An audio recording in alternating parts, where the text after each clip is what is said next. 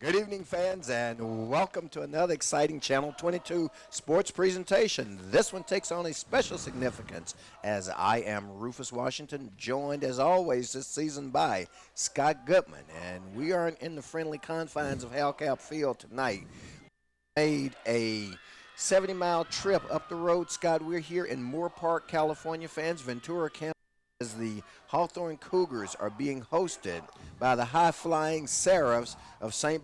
Bonaventure High, who are the Channel League champions from nearby Ventura. Scott, your early pregame thoughts. Well, coming in this game, as we know, the Cougars got the third seed in the Ocean League, and they were the bottom seed, so they drew this St. Bonaventure team, which is a powerhouse in Division IV. Get this, they have won 4 straight CIF Southern Section Championships, 22 straight games, and 16 consecutive playoff wins. So this by far, more than likely, will be the toughest and most talented team the Cougars have seen in a very, very long time. Indeed it will be, and as you said, Scott, the Cougars come in representing the Ocean League as the third-place team with a 2-2 conference record. 2-8 overall, and again, we don't make the news, we just report it. However, we had a chance to watch the Cougars as they were preparing themselves for this game. From everything I saw, they come in with a great deal of confidence, looking to play the role of spoiler, pull off the upset tonight here, and maybe get a second-round game a little bit closer to home. But the good folks up here at Moore Park College and the staff of St. Bonaventure has obviously been quite hospitable to us. We got here a bit early, so it was kind of fun just to have a chance to get settled in. And quite frankly, it's a great night for football. It's a very cool night, not cold, but just cool. And these guys will work up a steam down on the field, so they actually appreciate that. This is classic football weather, if you ask me. There you see on your screen the gold and green clad St. Bonaventure Seraphs. And, of course, the Cougars take the field tonight in their white tops with their gold pants.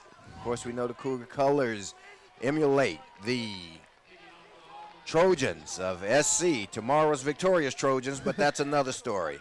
And maybe a little bit of the oompa can go over. So here we have the kickoff, and St. Bonaventure will handle first as the Cougars kick it off. Here's the early return. That's going to be brought down at the 38-yard line is where they're going to mark it at. So St. Bonaventure will go on offense. 1st and 10 from their own 38, and as Scott mentioned to you in the early going, this is a high-powered offense. It definitely is. They're going to run a variable offense, somewhat similar to the St. Louis Rams. They got one of the best quarterbacks in all of the Los Angeles, Ventura, San Bernardino County area, and they're putting up 40-plus points on average per game. Here's our first snap of the game, and before we even get the first snap underway, we've got a flag on the field. Indication by the referee, who is Stan Dominguez, is that it's illegal procedure against the Seraphs. That Seraphs, just if you want to know, is S-E-R-A-P-H.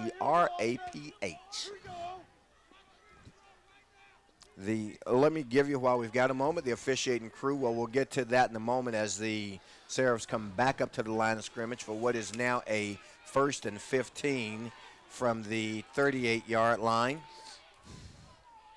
or 33, I should say. This time to keep it on the ground. Good running play. They're going to pick up the first down, then some.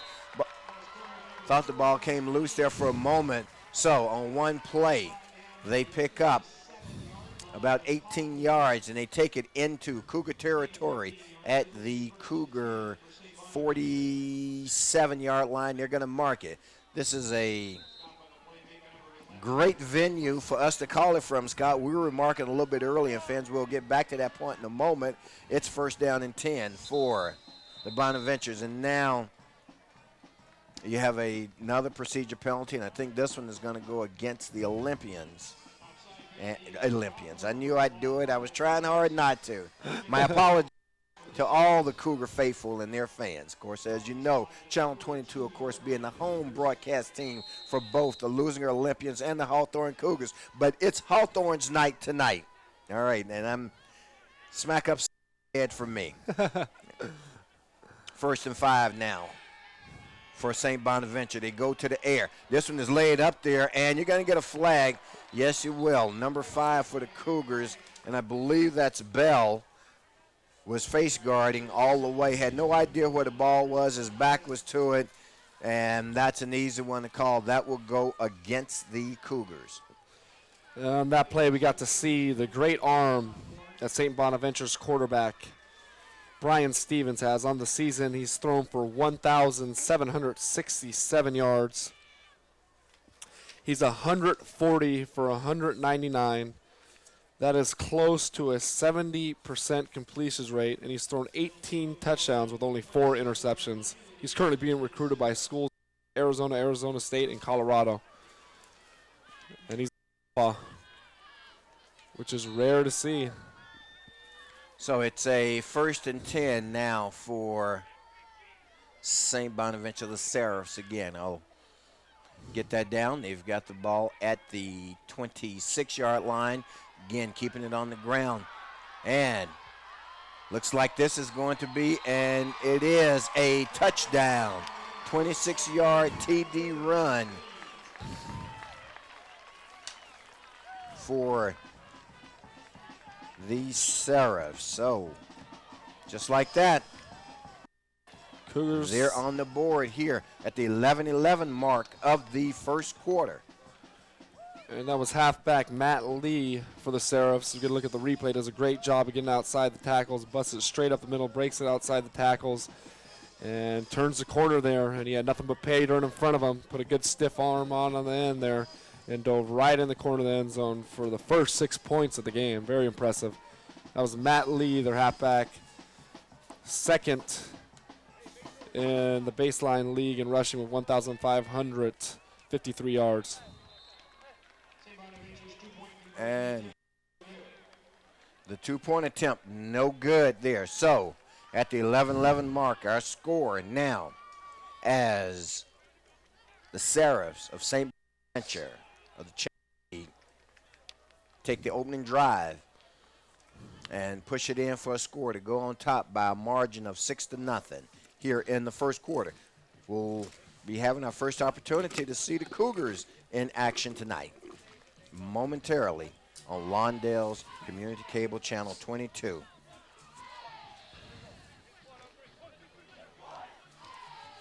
So as we mentioned before, the St. Bonaventure team has been completely dominant, not just this year, but the last 4 years. They have 6 overall CIF Southern Section championships, 4 in a row, one dating back to 96 and the other, I believe, back in the 70s or 80s. This team is led by head coach John Mack. It's his 14th year as head coach for the Seraphs. And I was talking with one of the Seraph supporters early on, and they talked about how years ago that this was a program that was the doormat of their league, and over time and with a rebuilding process, they have now, as you said, become a powerhouse. 4-time sectional champion, 16 consecutive playoff wins. You play 4 playoff games, that's 4 years. Looking to make it 17 tonight, but we got a lot of football to go, and I think the Cougars will have something to say about that as they handle it for the first time tonight. Ball taken at the goal line. Fumble, and let's see. Indication is that it's going to belong to the Seraphs. So the Cougars do not get off to a good start as they fumble the kickoff. If we can see the replay, from our vantage point, I couldn't initially see who the return man was for the Cougars, but what they've done, that hole was already 6 points deep, and it may be getting a little bit deeper. That's something the Cougars cannot afford. Let's get a look at the replay here. Cougar returner takes it up, gets an initial hit, and right away the ball got popped loose. And the St. Bonaventure did a good job of recovering that fumble, and now they're going to take control of the ball deep in Hawthorne territory. They're in Cougar territory at the Cougar 20-yard line, just inside the 20. Once again, to keep it on the ground, this time they do a much better job of stacking up the running back, Matt Lee. Lee is a 5'7", 158-pound junior. His size is deceptive. I will tell you, as I'm sure Scott will agree, there are only two names you really got to remember on this team offensively, and that's Lee and Brian Stevens. They're 6'3", 89-pound senior quarterback. They both have stats that are just unbelievable. Mm-hmm.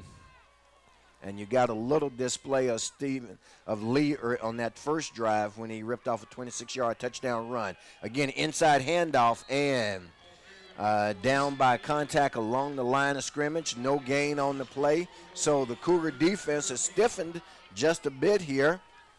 No doubt, Finn, rest assured that the Cougar coaching staff has brought their team into tonight's contest more than prepared for the challenge. Of course, we know that the head coach of the Cougars is Darryl Brown.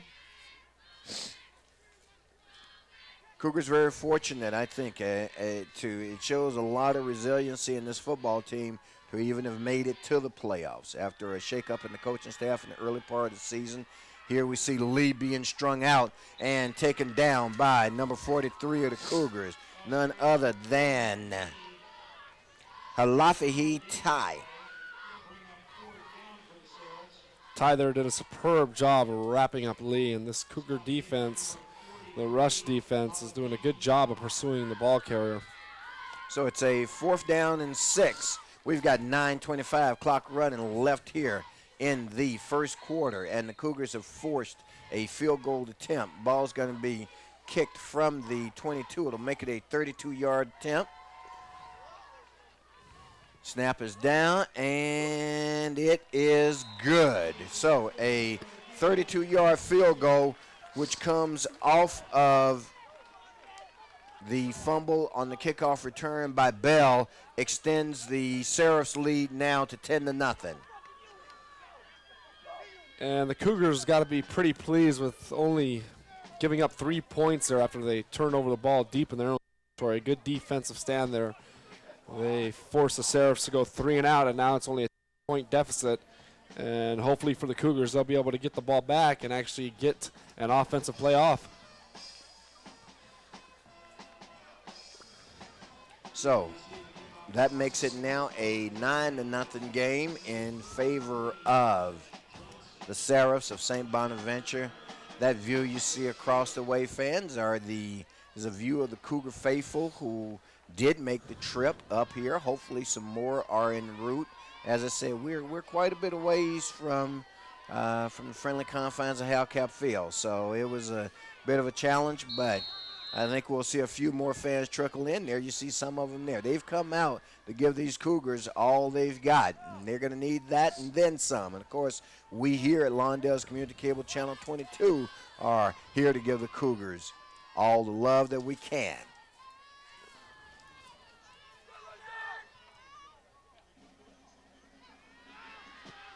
All right, then, here's the kickoff.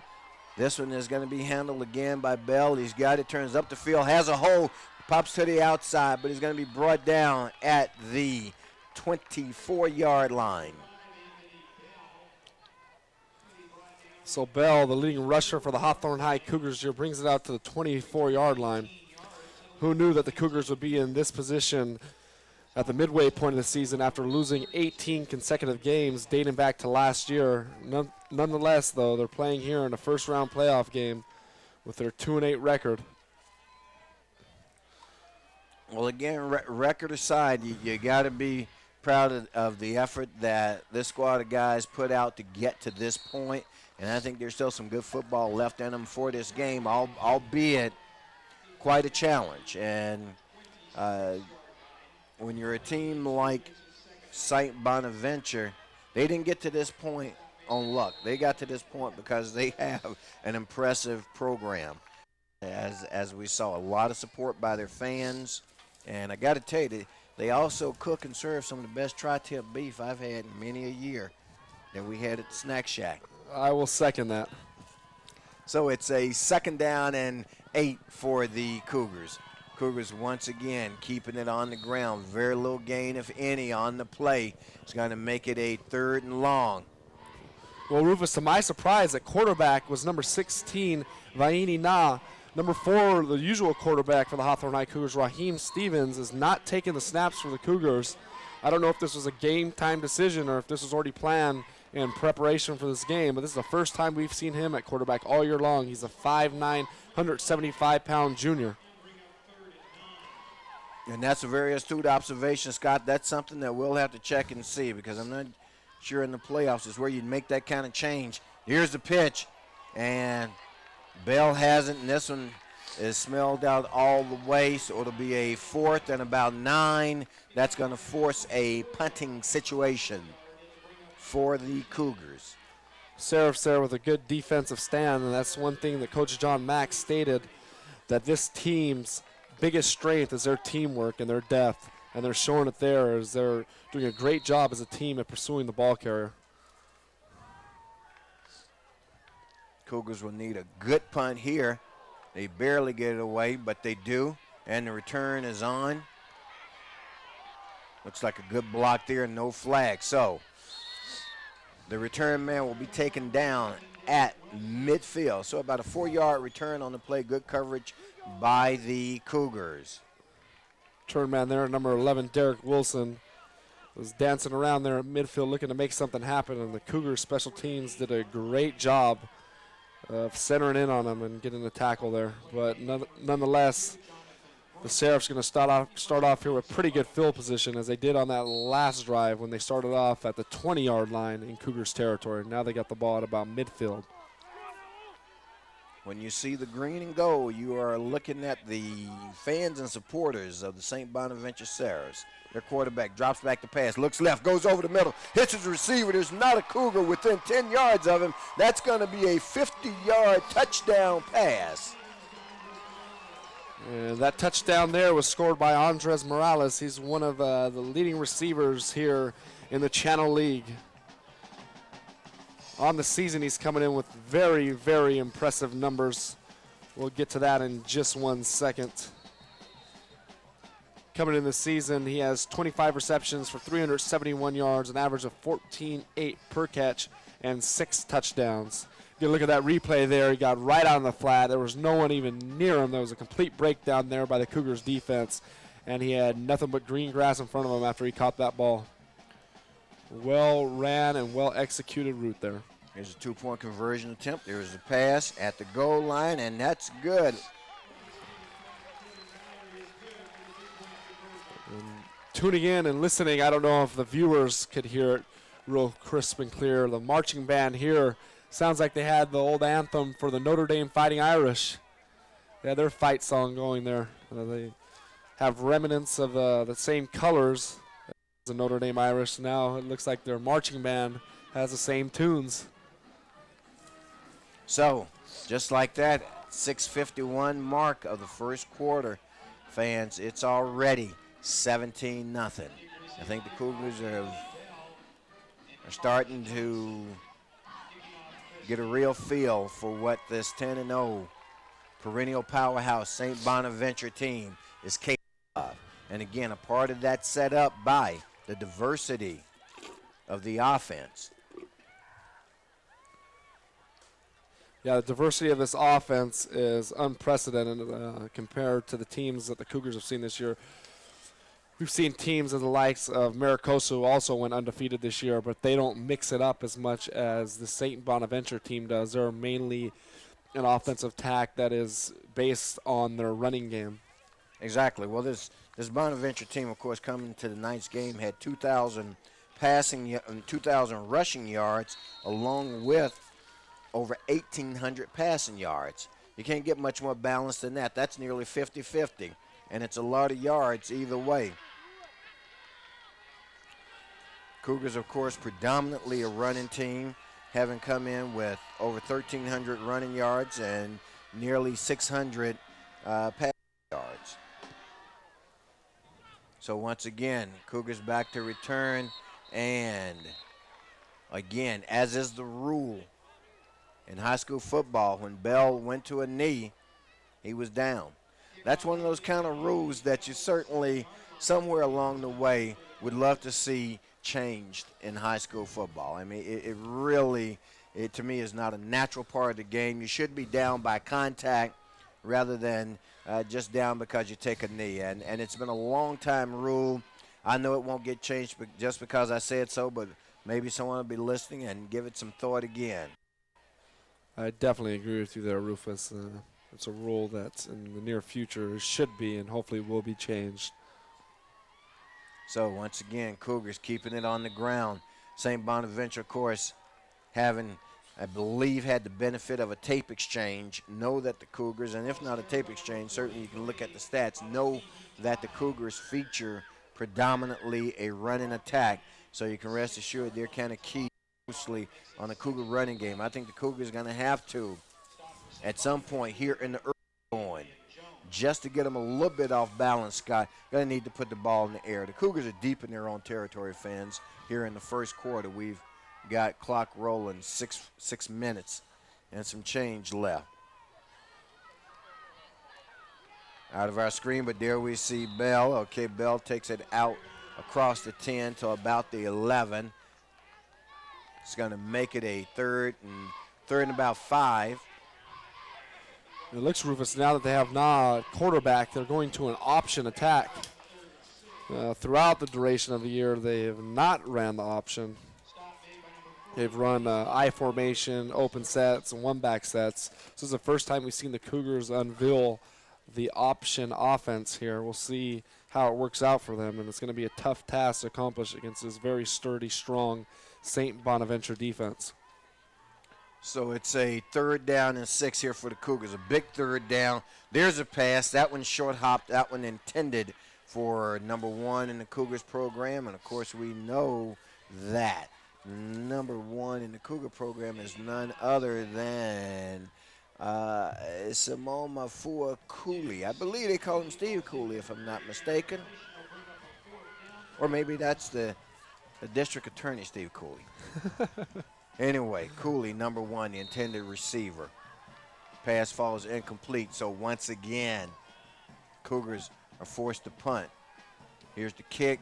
Oh, this is going to be a woefully short kick. Maybe it'll take a Cougar bounce, and it does. Takes a good Cougar bounce. And one of the back judges is going to say it actually made contact with a Cougar at about the 49-yard line, but the Cougars get a fortuitous break there, Scott, as that ball took a huge, about a 10-yard roll, 15 yards actually, in favor of the Cougars. So that was a good break for them. That definitely was, because that was not the prettiest of kicks. Got a very, very nice Cougar bounce, and Bonaventure is still going to start off with very good field position here, already in Cougar territory at their 49-yard line. Their quarterback hands it off, and once again in the open field, and only one guy left to bring him down. He brings him down at about the 1-yard line. We can see who that Cougar was that saved a touchdown. Actually, they're going to rule that he stepped out of bounds at about the 20-yard line, so this one's going to go back about 20 yards. Nevertheless, that was a big run there by Lee. He's going to look at the replay here. Lee, the leading rusher here for the Seraphs, takes that one straight up the sidelines and almost took it in for a second touchdown of the game. Very undersized for a halfback. He's only 5'7", 158 pounds, but he's only a junior. And actually, Scott, we had a penalty on that play. There was a holding that occurred, and they penalized it from the spot of the foul, so it moved the ball to the back to the 43-yard line, and it's a 1st and about 4. The scoreboard does not appear to correctly identify down and distance, or certainly not the distance. Here's a pass over the middle, and that one's incomplete. Dangerous pass there right across the flat. And Green, the intended receiver for the Seraphs, was going to take a big hit if he was going to bring that one down. They ended up not pulling it in, so it's going to be a 2nd down now for the Seraphs.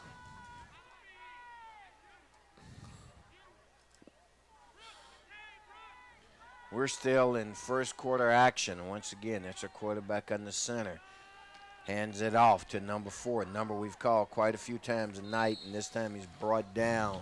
That's Matt Lee by the Cougars, but not until after he picks up a first down as he crosses the Cougar 40 down to about the Cougar 37, where it will be 1st and 10. And Matt Lee led the Channel League in rushing by almost well over 1,000 yards to the guy that was right behind him. He had 1,553 yards on the season. Lowell Brown of Buena only had 685. It's almost a 1,000-yard difference between the number 1 and 2 guy. No. Near interception there for the Cougars. Bounces off the hands of Bell. I believe there were 2 Cougar defenders in the area to kind of break that the Cougars need as we look here at the replay. Yeah, the Cougars are definitely going to have to capitalize on breaks like that tonight if they're going to compete with this Serifs team. And it was the other Cougar defender in the area, not Bell. Keep it on the ground. Stevens gets away from the initial contact. Cougars going to have to wrap this guy up pretty hard. I mean, you got to stick him if you want to bring him down. Based on his size, he sort of reminds me of Jason Taylor from the Losing Olympians. Both men are undersized for a halfback, but they are power runners as well as finesse runners. So it's a 3rd down and long for the Serifs. Cougars looking to make a stop here on 3rd down. This would go a long way to getting them back in, but they don't successfully do it as they allow the Serifs to pick up the first down as they get it inside the 25 at the 24. They only needed to get to the 27, and they're at the 24. So they pick up the first down, then some.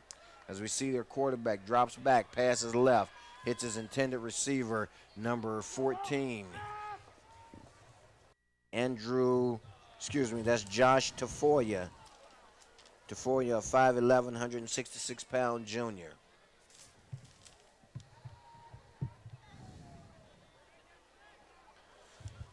Brian Stevens, quarterback for the Serifs, has great footwork as well as a quick release. And it's not hard to figure out why he's being recruited by some top-of-the-line Division I schools. They fake the handoff. Here's backside pressure by the Cougars. They get the pass away, and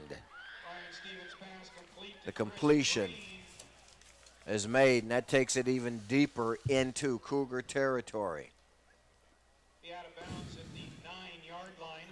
And when you look at stats, the Serifs have outgained the Hawthorne High Cougars by about 100 yards overall for the whole season, just alone with their rushing yards. They have 2,013 rushing yards on the season.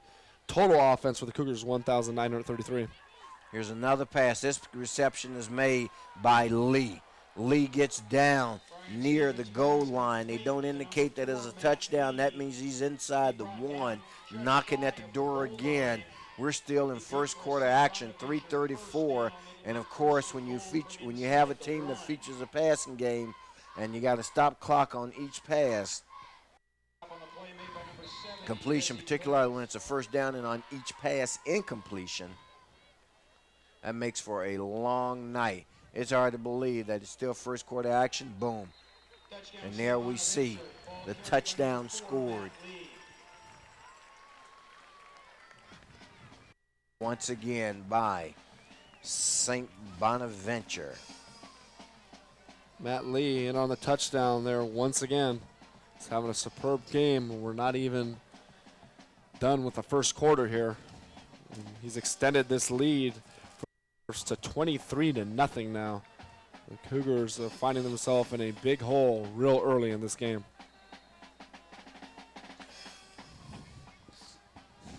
Well, sometimes you know when you go into the lion's den, you know the lion is a big lion, but sometimes you don't realize how big he is until you get inside the den.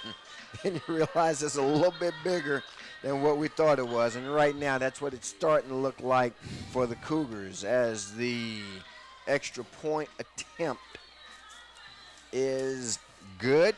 So that makes it now a 24-0 lead in favor of the Seraphs of St. Bonaventure here with 3:23 left in the first quarter on Lawndale's Community Cable Channel 22. Rufus, one of the nicer fields we've seen in a couple years. Is nice chalk, nice hash marks. Big size field, being that it's at a community college. And the view from here in the press box is very nice. Indeed it is, and it's very comfortable.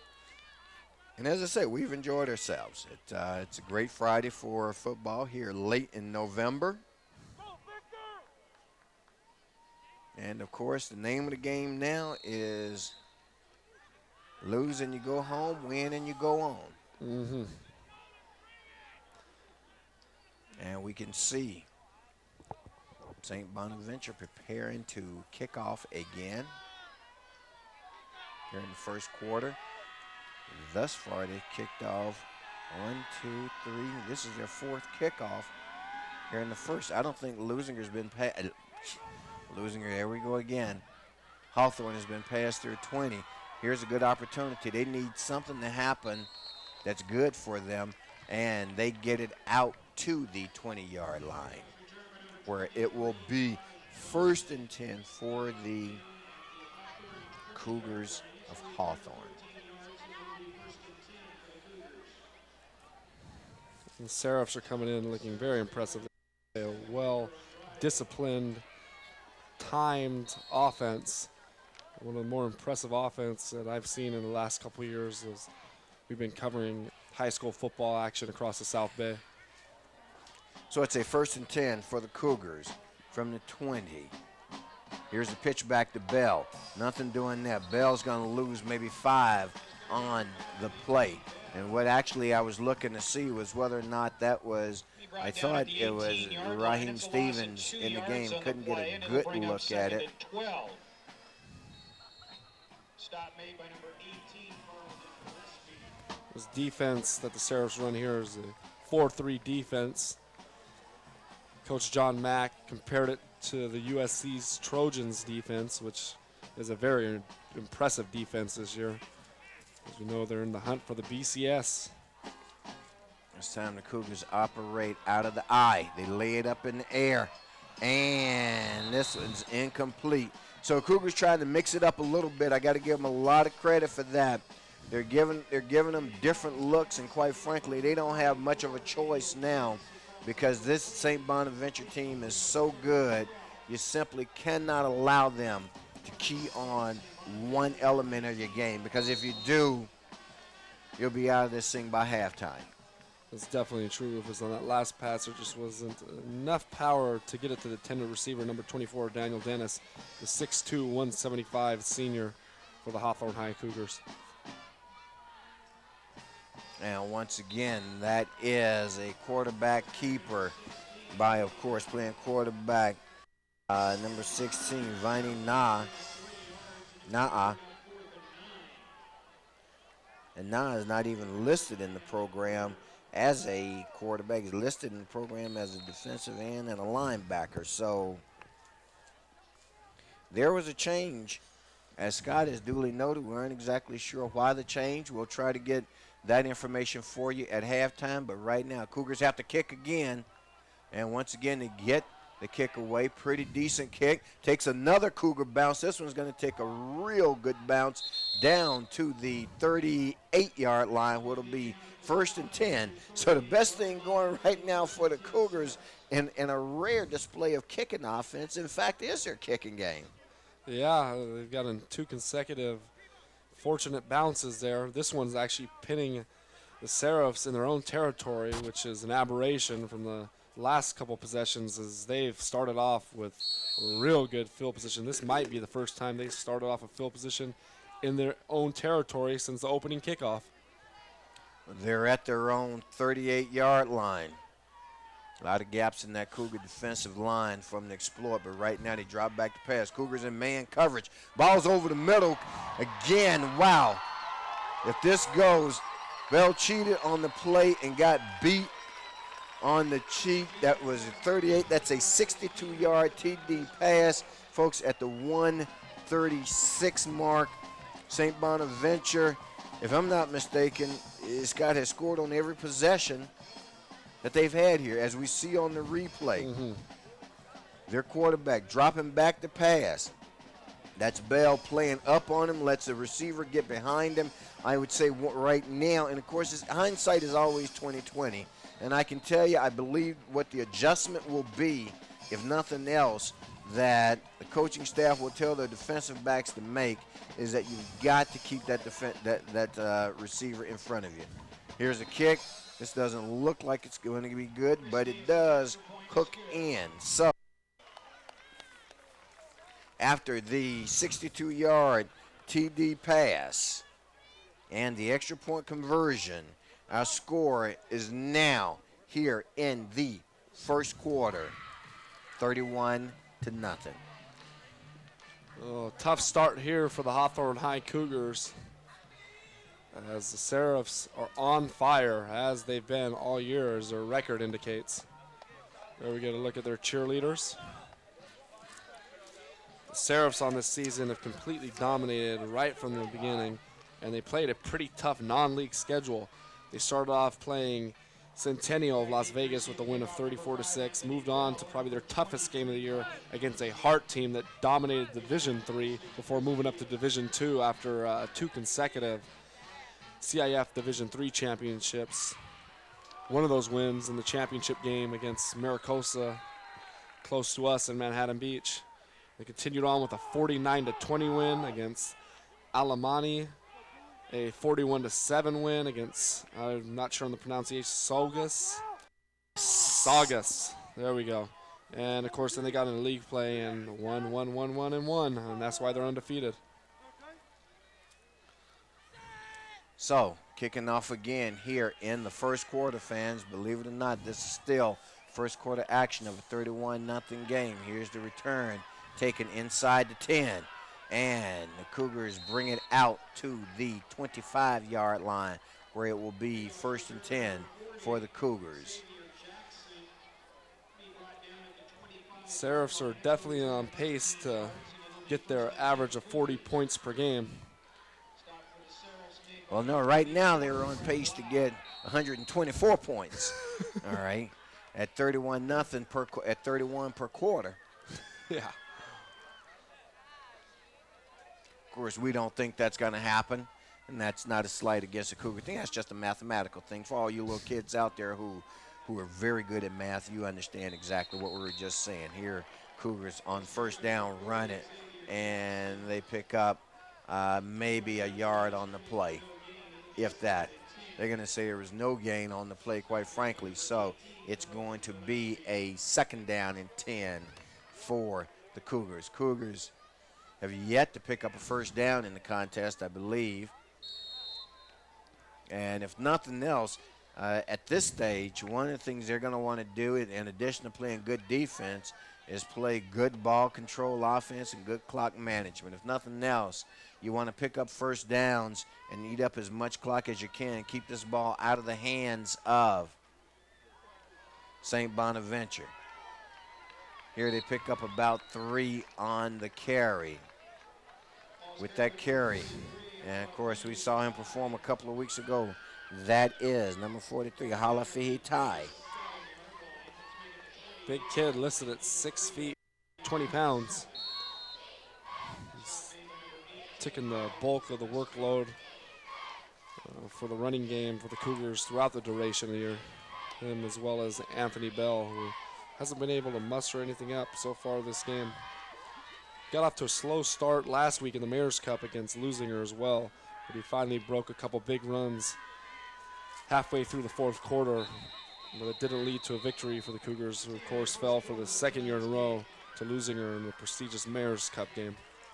And mercifully, that is the end of 1 quarter. And after 1, here on Lawndale's Community Cable Channel 22, in the first round of the CIF 2003 Division IV playoffs, Cougars, having traveled up to Moore Park, right now trail the Channel League champion St. Bonaventure Seraphs by a score of 31-0 on Lawndale's Community Cable Channel 22, along with our partners over at Hawthorne Community Cable Channel 22.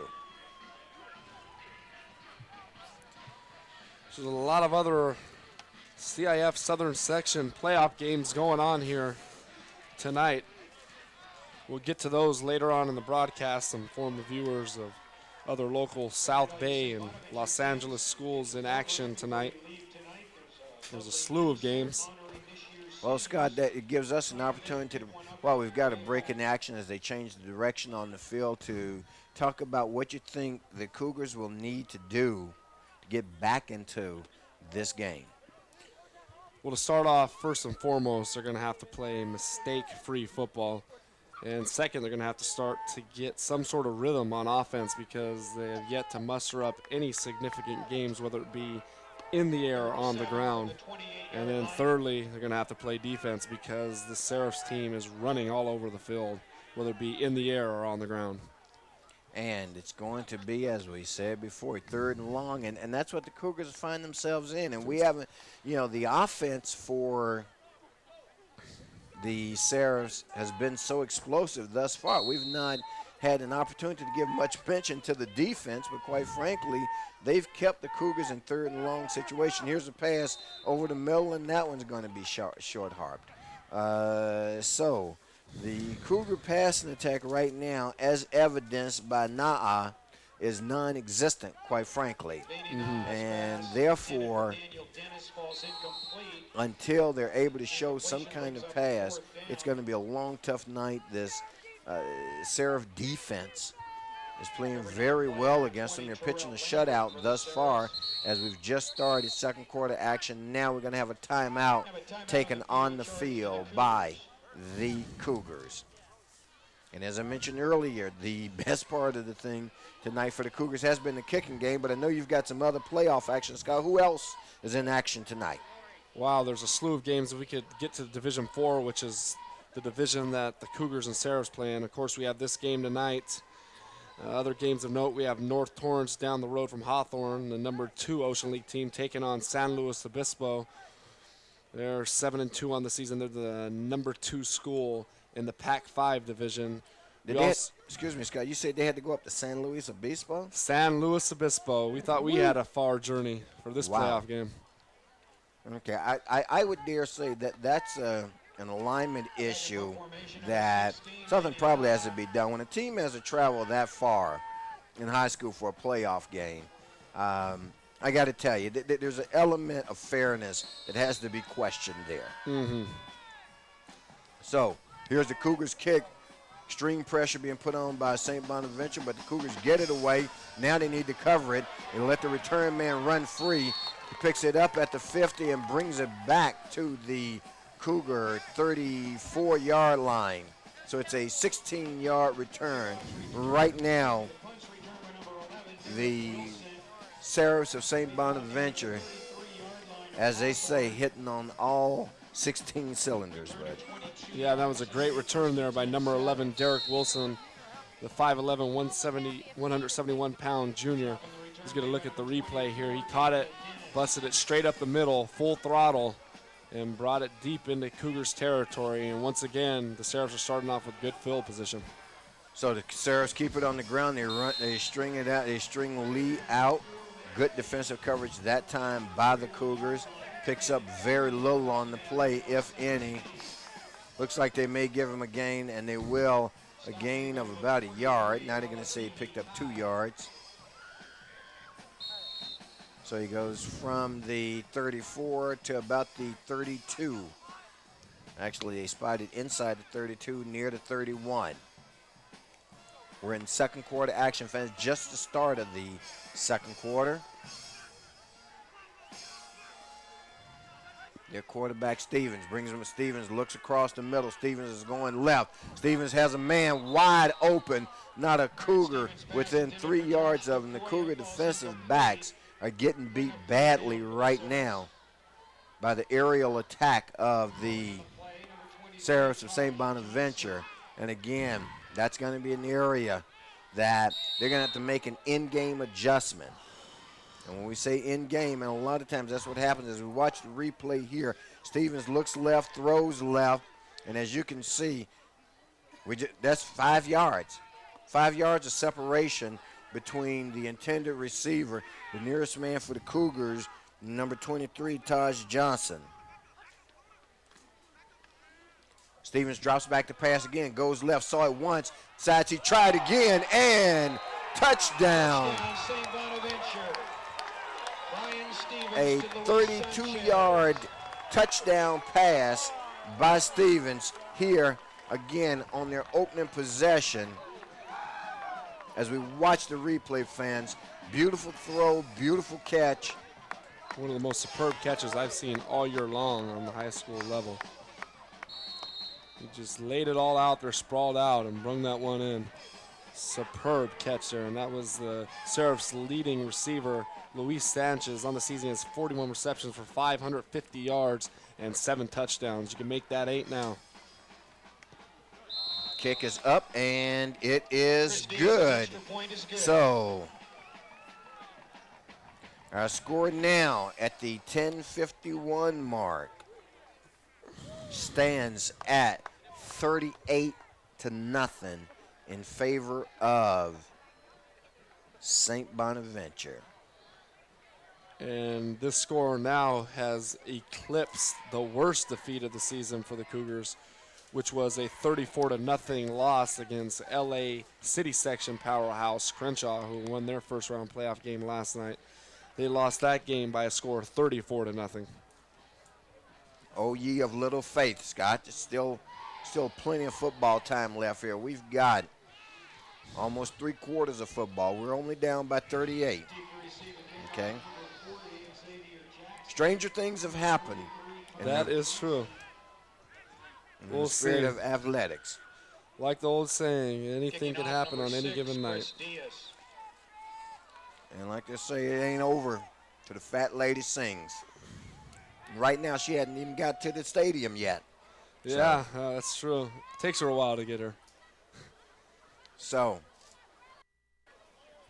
by my count, 1, 2, 3, 4, 5, 6. 6 consecutive possessions now. The Bonaventures have scored on the Cougars wisely. Let that one sail into the end zone where they will take it 1st and 10 at their own 20-yard line.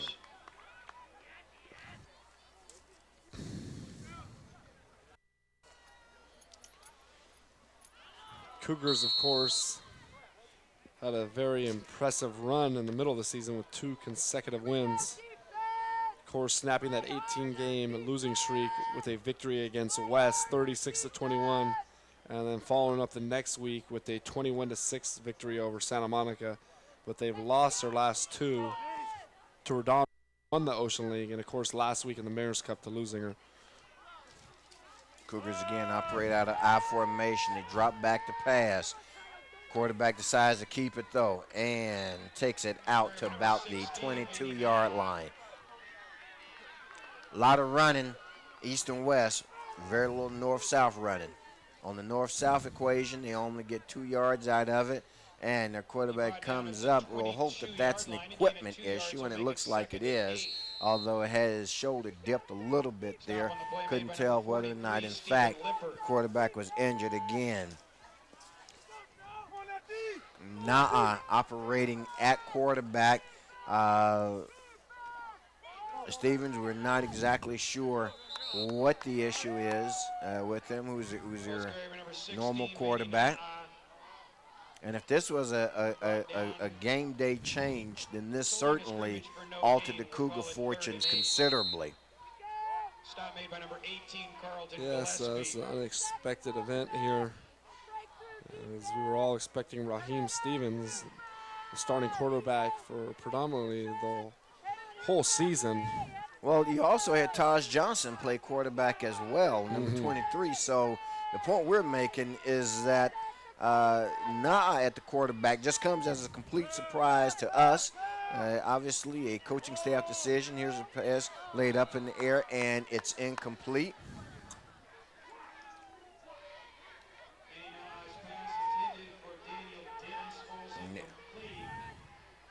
And one of the green, and I guess that's a mustard yellow. It's more yellow the closer you are to it than what you can actually see.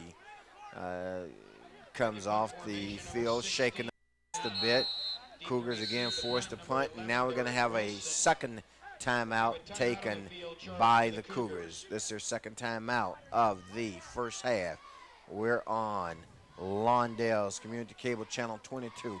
Started to give them to you earlier, and perhaps now is an opportunity to mention the officiating staff for tonight's contest. Again, the referee, Stan Dominguez, the umpire, Bill Thompson, head linesman, Bobby Kennedy, line judge, Alvy Hernandez, and the back judge is Duclos. That's the crew working tonight's game. And, of course, as with all athletics, and particularly CIF athletics, the best officials work the playoff game. So we've got a fine crew here working tonight. As you get a picture there of some of the CIF faithful who've come out to support their team tonight. And again, we know that it's a bit of a distance to make the ride for some of our Cougar faithful. We do have a few. We would hope that in future years and as we go through and these teams enjoy these kinds of successes, that we've got to have more folks come out to give them a show of support.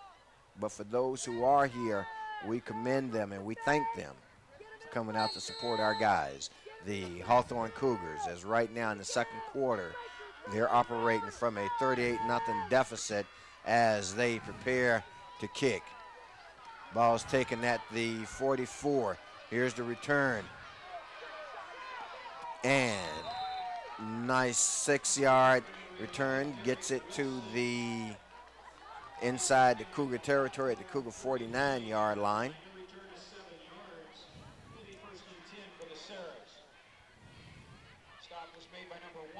Cougars have been doing a superb job all night on special teams, other than that last run before this one.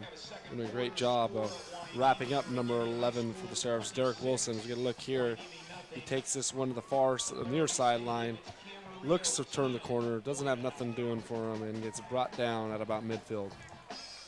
Stevens, the quarterback, under center, gives it off to Lee. Lee knocked down, actually behind the line of scrimmage. Lee's going to lose a yard on the play.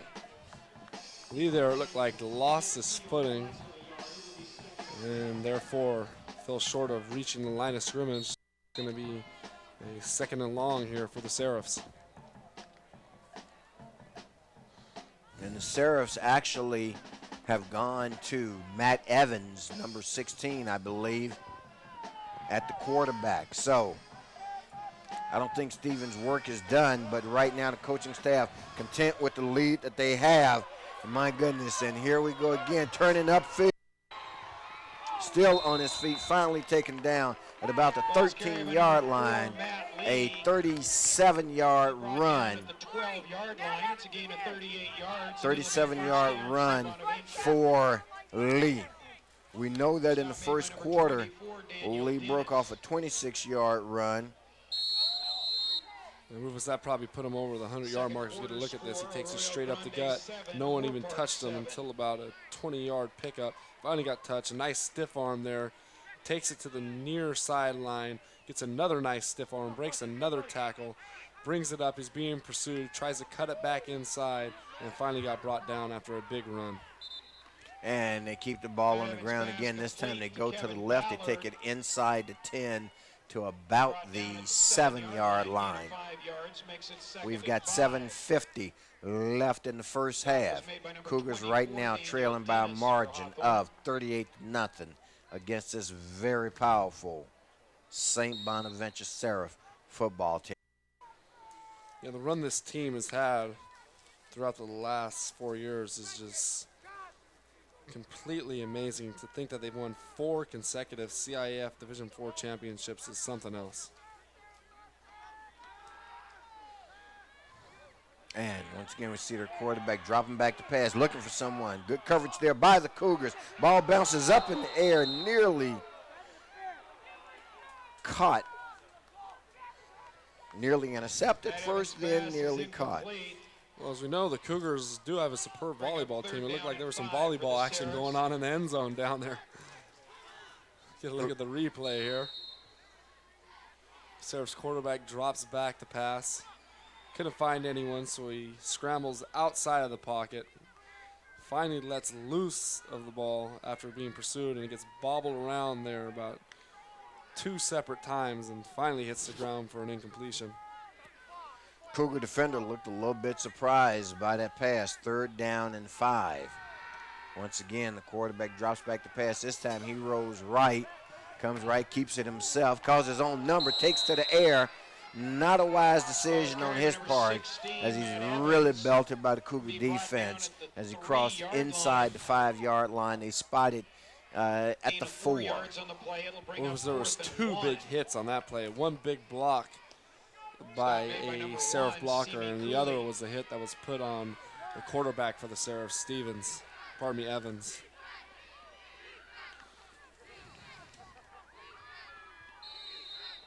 It's going to be a big defensive stand here for the Cougars if they could get a stop here, and it might give their offense a little momentum as they come onto the field. So it is a 4th and goal. They keep it on the ground. Easy doing. That's Lee with the touchdown run from 4 yards out. And I believe that's Lee's 4th touchdown on the game. He matches the number that's on his jersey. As you look at the replay here, he goes untouched. He took that straight up the middle. Great blocking there by the offensive line for the coach. John stated was the most improved part of this team, a line that averages 275 pounds.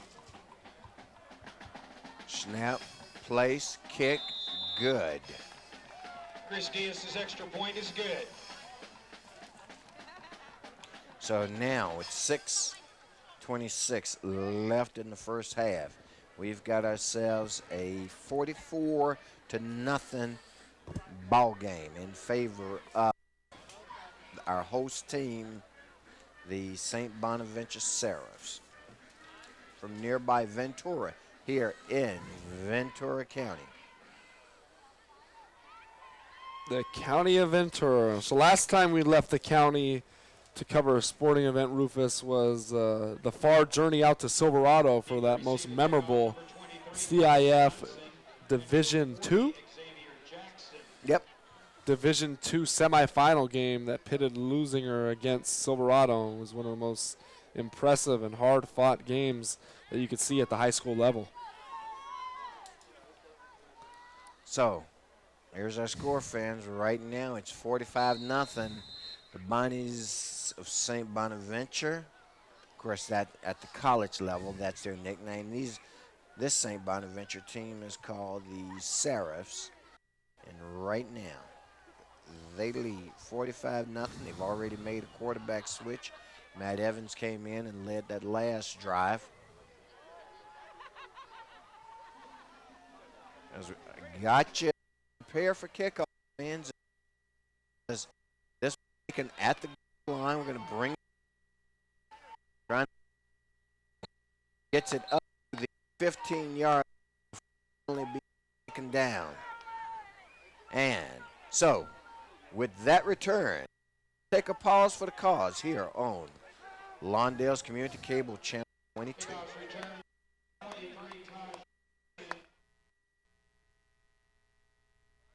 All right, we're back to live action, fans. While we were away, we only missed one play, and there was a flag called on that play. I believe it's going to be against the defense. Hawthorne.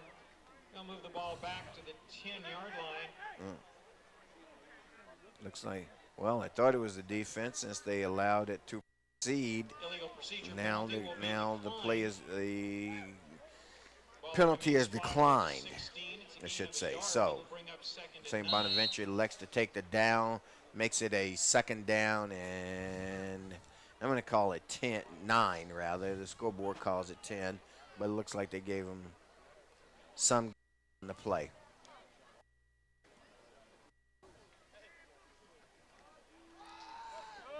Keeping it on the ground. Not much success tonight for the Cougars on the ground tonight, Scott. Cougars have come in with a fairly reputable rushing attack, and certainly one that had created some havoc down in the Ocean League. But tonight, it's been of no consequence thus far against this St. Bonaventure team.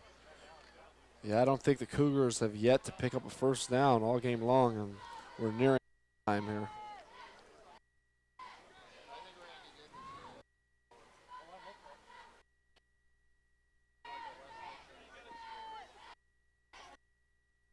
Again, a third long situation for the Cougars, something they've been confronted with. Here's a lot of running room now. Their quarterback is going to be taken down. And I'm not, again, sure as we talk about Na'a. And again, now I'm even more interested to know the story as to why Naha is the quarterback tonight, because this young man has been put in a very difficult situation, asked to lead this team in the midst of a playoff game. And I think, as you've noted, Scott, as we watch the replay here, first of all, there you see now trying to find an open spot. Of course, from our vantage point, we could see it, but there you see the kind of pursuit, the kind of defensive pursuit and pressure that he's been under. So now the Cougars punting from their own end zone. This is a pretty decent punt right here as they get it out to the 40. The initial man lets him get by, though, and as a consequence, they pick up 10 yards on the return as they get it down to the 30-yard line, where, once again, with 4:13 left in the first, Scott, Saracens are knocking on the door again. Yeah, they've really started off with good field position every time they get the ball. And that case hasn't changed right now as they're starting off at the Cougars' 29-yard line, and they already have a 45-point lead. And the Cougars at this point need to keep their heads up and keep striving for their goal, and that is to put points on the board and give it their best. Well, this is what they call an educational experience. Once again, they're on the ground. It's not Lee this time, I don't believe. Now they've got a new running back, so they've started to substitute fairly liberally here early in the first half, or late in the first half, I should say. Actually, we don't have that particular running back, who's number 31, in our program. Well, on the back of his jersey it says Lee, so I don't know if it's Matt Lee's brother or if it's Matt Lee putting on a different uniform. Yeah, we do not have his number on our roster, but on the back it says Lee. So, all right, so Matt Lee. 1st and 10. Here's a pass over the middle. This one will fall incomplete. Intended for Kevin Ballard is incomplete. Brings up 2nd and 10. Well, it's one of those games that, like I say, it's being taken to school. Those type of games where you show your team to give them a sense of. This is the school of hard knocks, guys. In this game, we knew they were playing one of the houses of all of CIF section football, and it is a very, very impressive team, and I wouldn't be surprised playoffs once again from their consecutive Southern Section champions. So there's some in this graduate team lost in the playoffs. That is compare that's happened at college level. Like UCLA's basketball program with those unprecedented runs back in the 70s. 70s, 60s, and championships in 12 years. Wow. We're almost halfway there. Still got a ways to go. You got to figure if they keep combination up year after year, they're going to get bumped up and compete me too, or maybe even mine. And because actually this, we've seen a lot of teams. You see teams that you haven't come in, and they come in with impressive records, playing a lower level of competition. As many teams as I've seen, this team could take the field against any team I've seen. And fans, just in case, St. Bonaventure is a school population of only 800 kids. You'd think about 80 of them are on the football team, I believe. But carry by number 31. Gets Michael down Lee. inside the 10-yard line Down at the where it will 10-yard be line. a Yards, it'll make it third shows a down and 5 is going to be. But now this is a legitimate football team.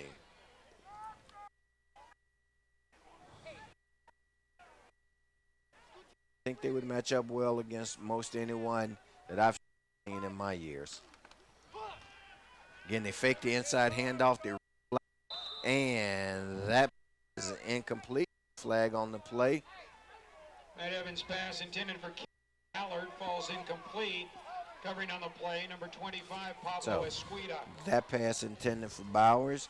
Again, Evans in at quarterback now, has been in for a while. It's good to see that Coach John Mack is playing with some sort of sportsmanship, as he has the second string, predominant amount of players on the field look like they're second string players, which is a good move to make on the part of Coach Mack and his staff. Another 32-yard field goal attempt. Kick is up, and it is good. So at the 2:41 mark. At the 2:41 mark, our score now 48-0 in favor of the Bonnies. 48-0, big margin here, and we're not even at halftime. We look at other games going on throughout the CIF playoffs tonight. Other Division IV action, we have the Ocean League champion Redondo inviting Channel Islands, the number 3 seed from the Pacific View League. So Redondo taking on the 5-5 team out of Channel Islands. Of course, Redondo won the Ocean League with an overall record of 7-3, and they have a superb team this year. One of the other teams coming out of the Channel League is San Marcos.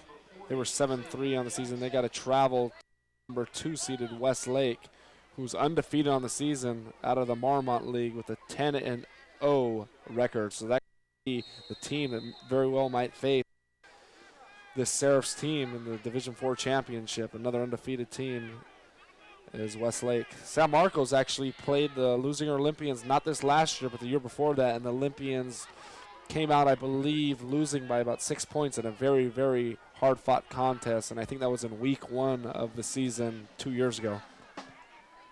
So here's the kickoff. Again, the Cougars allow it to sail into the end zone, so they'll take over at their own 20. It'll be 1st and 10 for the Cougars here with 2:37 left in the first half.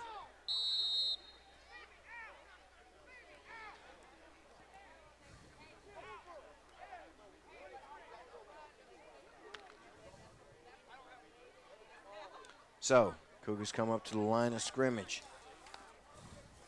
Na'a at quarterback for the Cougars. Operating in backfield. We've got a fumble on the play. Got flags to come in. Let's see if they, no flag, just the official threw out something to mark where the ball came out at, and the Cougars turn it over here at the 2:31 mark. So, Van Scott and I can try to make this as pleasant as we can, but the fact of the matter is that, first of all, the score is 48-0. Secondly, the Cougars have just turned the ball over again with 2:31 left in the first half. They've given it to the Seraphs at their own 21-yard line.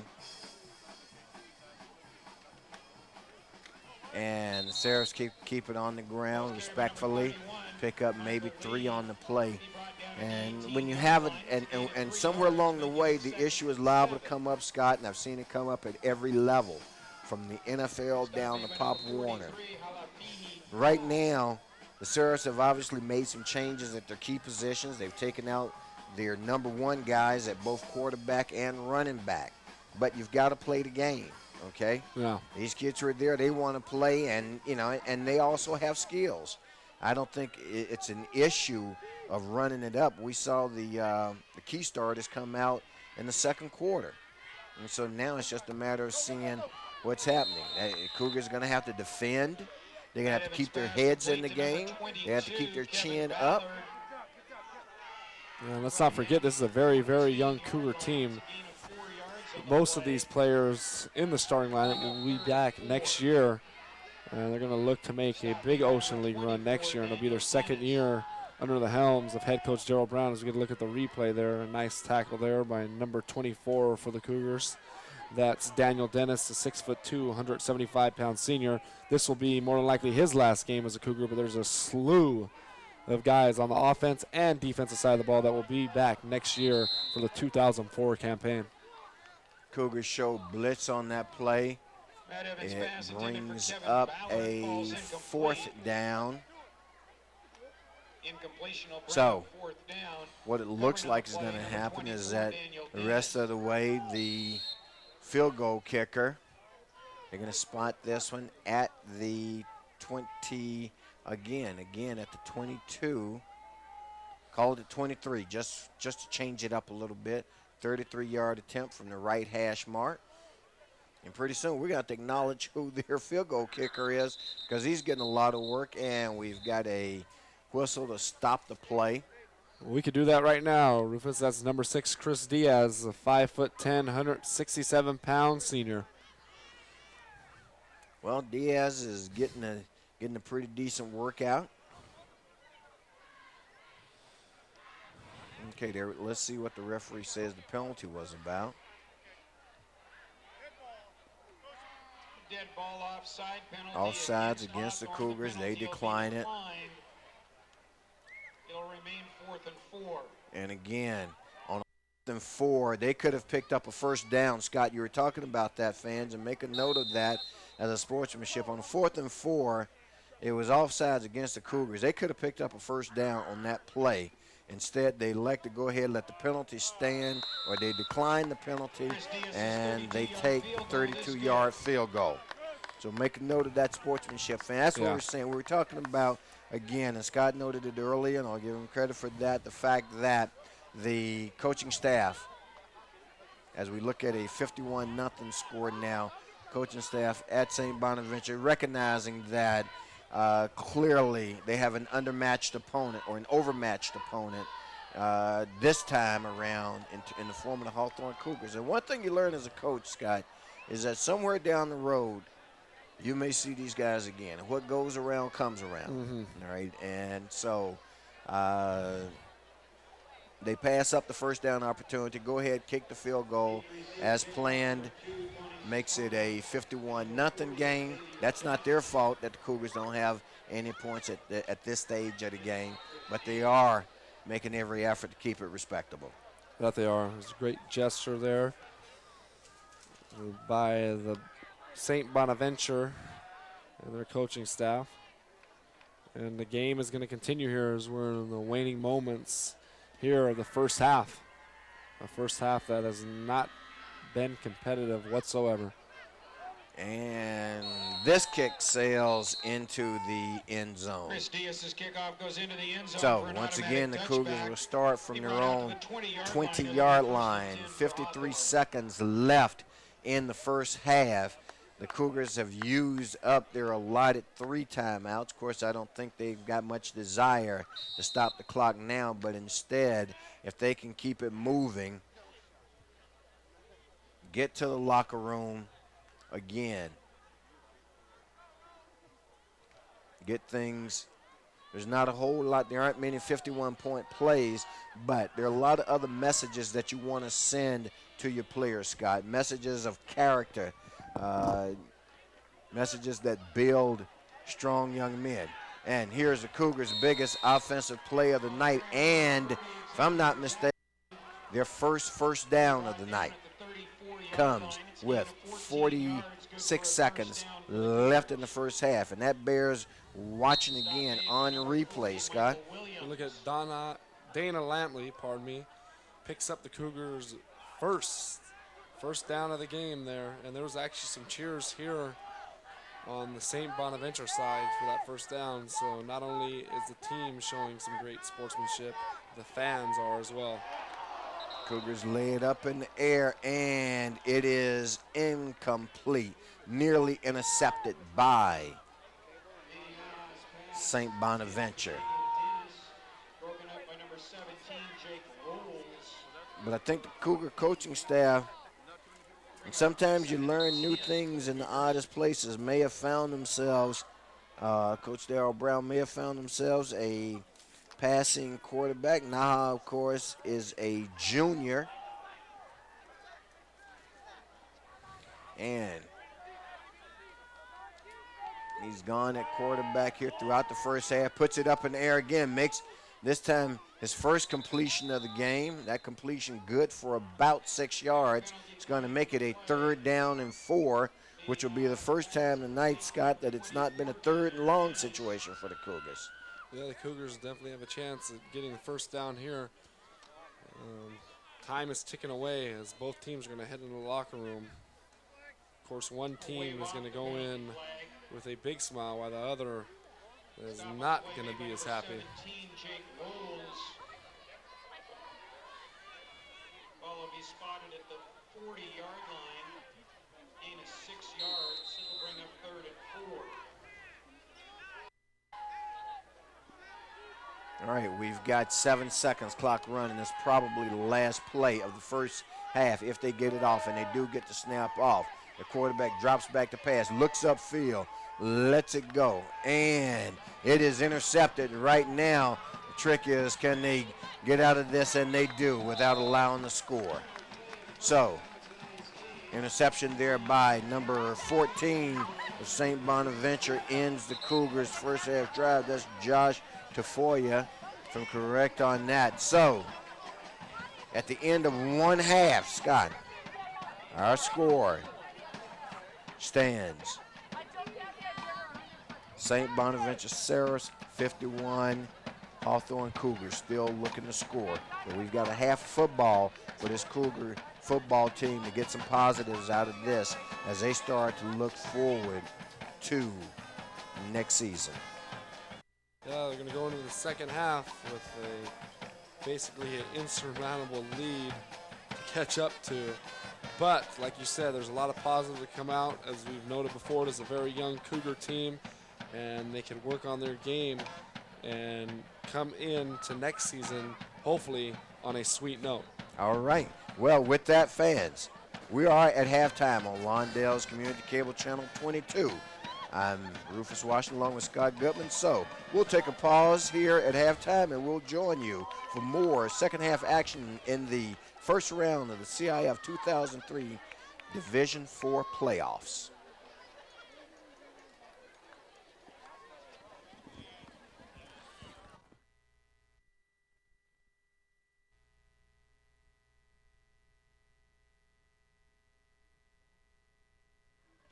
Okay, fans, we're back for a second half action here at Moore College as the St. Bonaventure Seraphs playing host to the Cougars of Hawthorne here in this first round Division IV CIF Southern Section 2003 playoff contest. Not being a very hospitable host, Scott. Yeah. They're winning 51-0. And the Cougars here looking to use the second half. I've talked about this throughout the season as a building block opportunity because we're going to be realists, and at least I am, and I assume the fans at home are. It's not often you come back from a 51-0 deficit in football at halftime. So what we talk about is what can we get out of this? Where do you go from here, Scott? How do you take a game like this and draw the positives out of it if you're the Cougar coaching staff, the Cougar players, and the Cougar fans? Well, the best way to get positives out of this is just look on the opposite sideline. You see a St. Bonaventure team that is the creme de la creme of CIF Division IV football, and you could look at their program, how they operate, and the things they do, and you could take what bits and pieces you think your program could use and put it to your advantage. I mean, because this team of St. Bonaventure is one of the most impressive teams that I've seen since I began covering high school football 3 years ago. And St. Bonaventure will be kicking off to the Cougars. St. Bonaventure actually won the opening coin toss and elected to receive instead. Took that opening coin toss, and that drive culminated with a 26-yard touchdown run by Lee. I'm not so sure that they haven't scored on virtually every possession. We do know that they've scored on 1, 2, 3, 4, 5, 6, 7, 8, 9 possessions. All right. I think there was, if I recall correctly, maybe one time when they were stopped or a kick was no good. Something like that. Can't remember exactly, but at any rate, here's the second half, and it's underway with a kickoff that sails into the end zone. So the Cougars take over at their own 20-yard line. It'll be 1st and 10 for Hawthorne.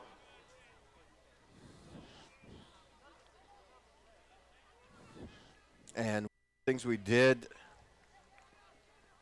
get at halftime, got it from one of our confidential sources who shall remain unnamed, but we were wondering as to the status of Raheem Stevens. Our understanding is that he is academically ineligible for tonight's contest, and that the young man who was thrust into the limelight tonight at quarterback, Na'a, a junior, had played on the junior varsity, which was one reason that we had not seen him before at the quarterback position. So that is one of the things that we can talk about, Scott, that is ever so important, that I know, I'm sure the young people you come into contact with, and I can tell you that I as a coach stress to all of my players time and time again that your first priority is school. Okay, ball comes loose.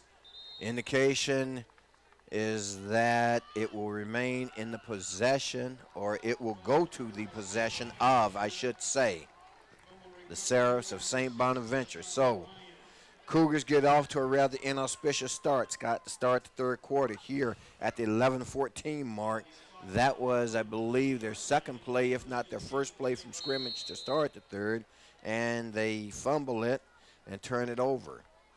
Yeah, it's not the way the Cougars wanted to start off this second half. And once again, the Seraphs are going to start off with a real good field position.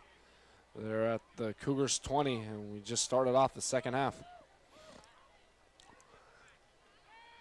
So their quarterback drops back to pass, throws over the middle, and it looks like they're going to score that as a touchdown. Boy, I got to tell you, I thought that he short-hopped it, but no, the indication, touchdown, and that's a 20-yard touchdown pass, excuse me.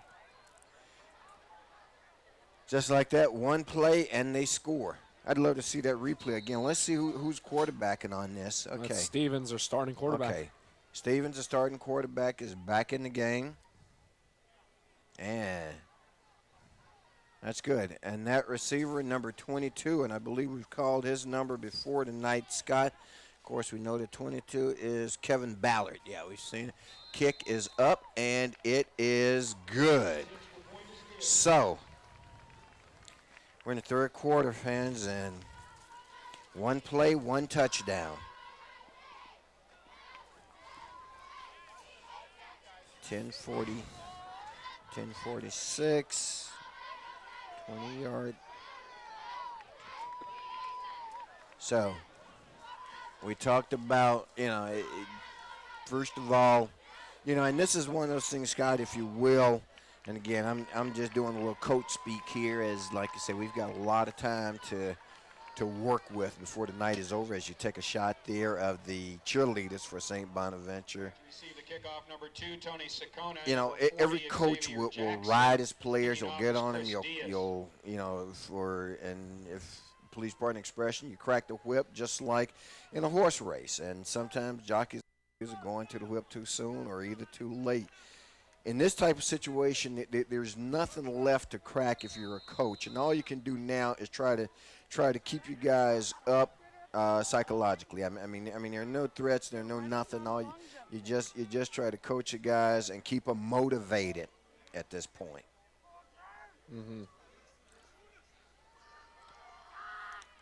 There's Diaz, the kicker. Diaz has gotten a lot of work tonight. I think probably more than he anticipated he would get. This kick is taken at the 8-yard line. Return is on, gets out to the 16, or he's brought down. So that was on the return. And if nothing else, Scott, let's see how many Cougars we can get a mention in before this one is over. It would help us if they'd give us their name and number. I saw the number of 2, but it didn't see number 2 in the program. Yeah, he's not in my program as well. So we'll just have to refer to him as number 2. Return made by number 3, Adrian Jones.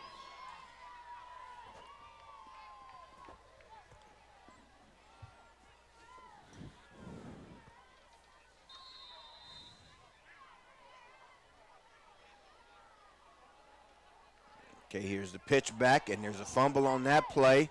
Cougars do recover it, though. However, they lose about 5 on the play, maybe even 7 as it goes back to the 10-yard line. So Cougars trying a lot of things, but none of them very successful.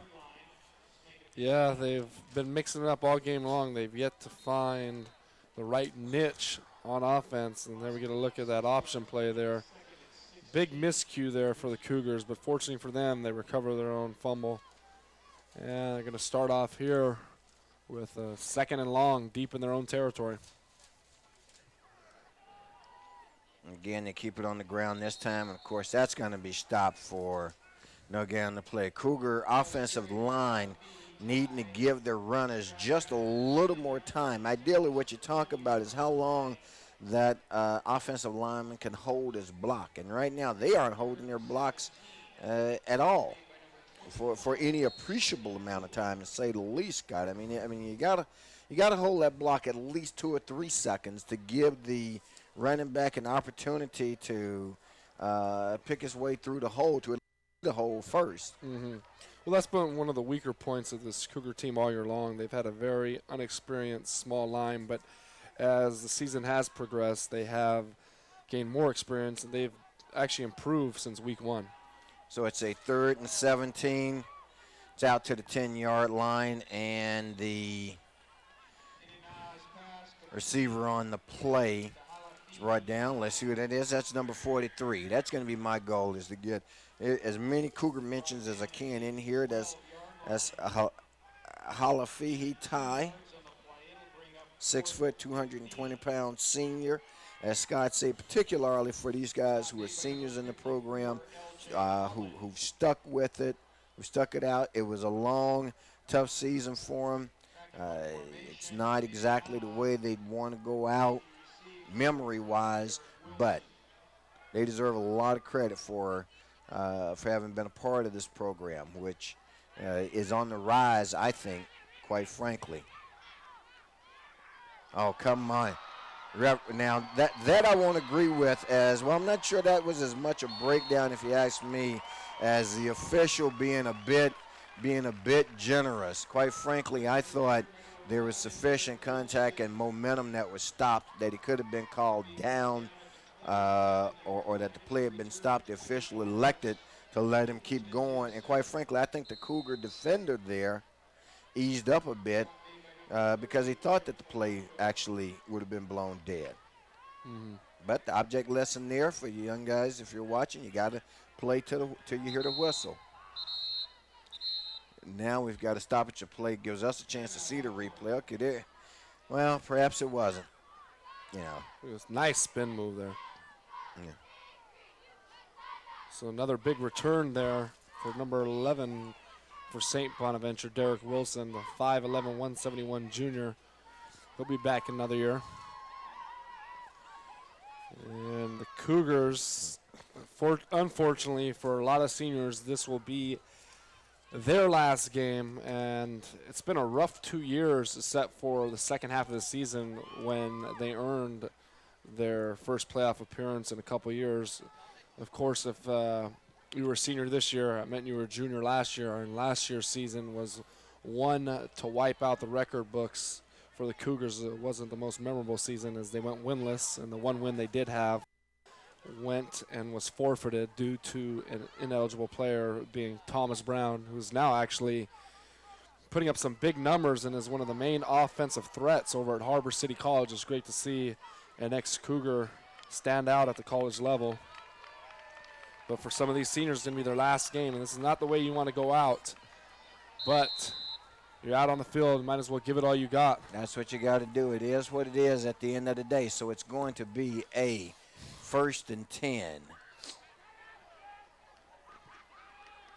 Again, they're keeping it on the ground as they take it down to about the 25. Give them a gain of 2 on the play. Makes it a 2nd down and 8. They're at the Cougar 25-yard line, knocking at the door yet again.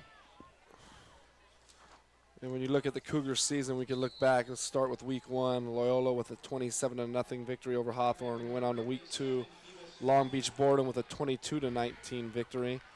We move on to week 3. Crenshaw with that 34-0 shutout over them. Then we go to week 4. Peninsula with a 37-6 victory over Hawthorne. Then to week 5, a 24-14 win by There's Maricosa. a fumble on the play.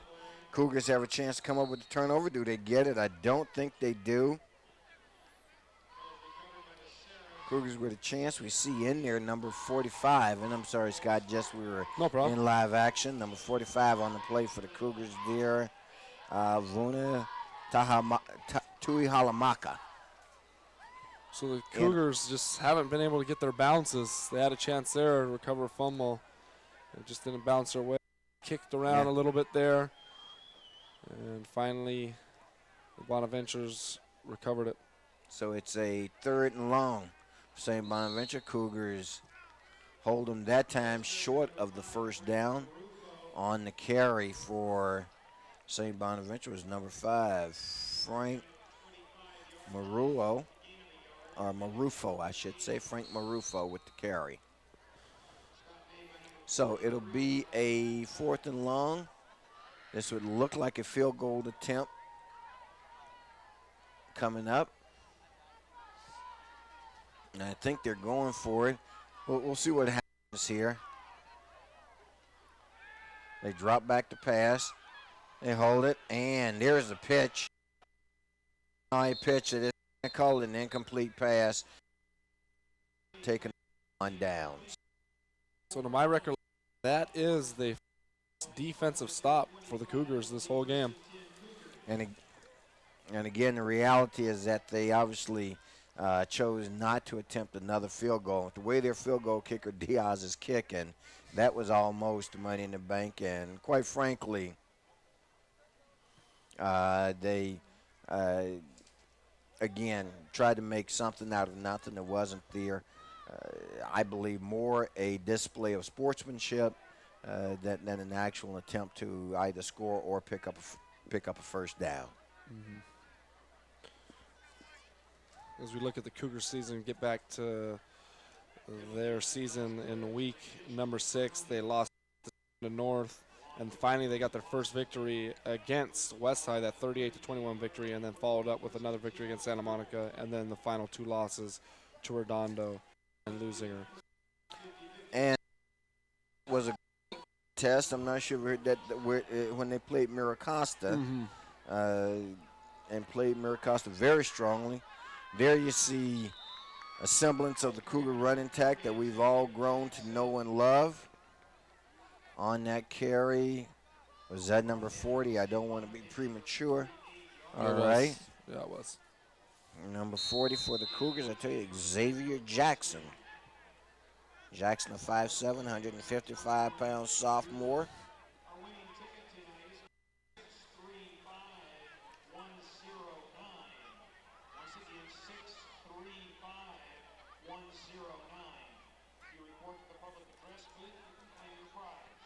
Big number 45 there takes the handoff.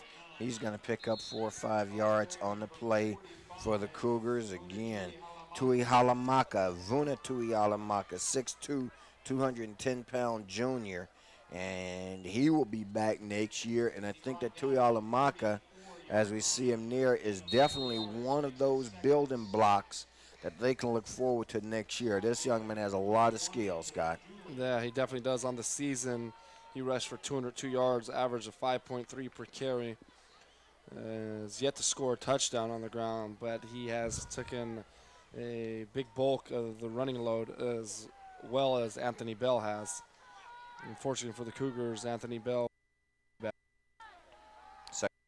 6 for the pass over the middle. And not a bad pass. And you got to give Naa a lot of credit. Again, being thrown into a tough situation, but just from our vantage point up here, Scott, the young man has matured player, at least from what I've seen. The game has gone on. His passes have looked better and better. They've been more and more decision making. Has gotten better as the game has gone along. So, again, Naa stepping into a very difficult situation where he becomes a quarterback and doing a pretty decent job. Here is completed. Tui Halamaka, I believe, and that takes him down inside the 30, in about the 24. Scott, take the replay away. As you look here, Cougar quarterback now drops back to pass, looks to the far sidelines, finds his intended target, and gets an admirable gain after about 5 yards after, and the Cougars are now deep in CIF territory. That's a good run for the Cougars there on the ground. Is number 40 for the Cougars, of course, Xavier Jackson, who we had mentioned before. 87 in your we don't have 87 in them. Folks, we're provided, and quite frankly, what we're provided is times is provided in terms of a roster. I was telling Scott a little, and I'm not one in here. We see touchdown. No. Fumble on the play. Not quite sure. Well, ball ends up in the hands of number 54 for St. Bonaventure. They're all faked out on the play. We're calling it off the mark because we're sitting above the play. So our vantage point is better for us to look at it. Number 54, Holland ends up. We're going to go back to replay on this. That was one of those funny plays here. Takes it straight at the middle, bang and bumps around, gets stripped. Yeah. Just took it away. Robbery in the middle of college, and now this territory. Would you? It was not. I'm.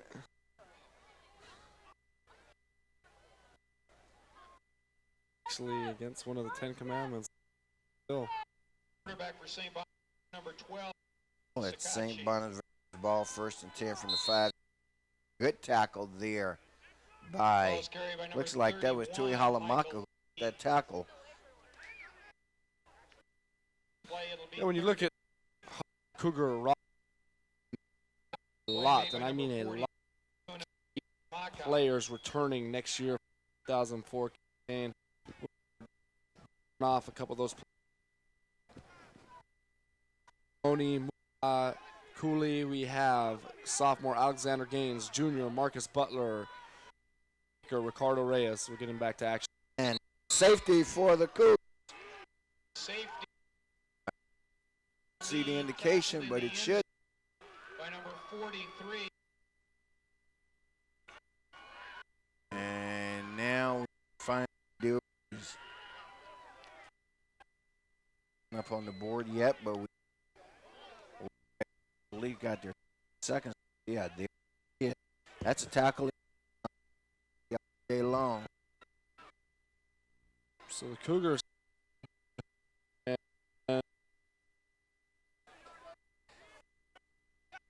that's the 8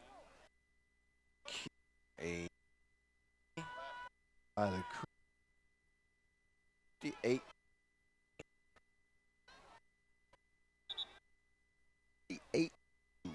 is our score. So, as they say, the long world starts with the first Cougars have taken. There you go. The way of looking at it is that one at a time. Back to the Cougars freshman. First,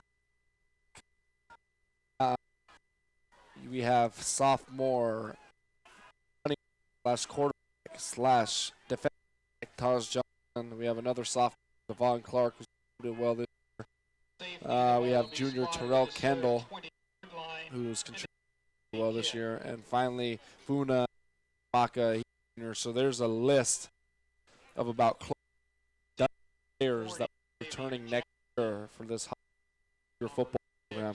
Outstanding, and we'll develop just Cougars the kick of safety. This one, the 10-yard line. There's some near. Okay, they get it out to about the 27-yard line. So Cougars go over at their own 28-yard line, albeit they're operating against deep in the roster of the St. Bonaventure Seraphs. Let's not in front of us. Watch this replay here of the return.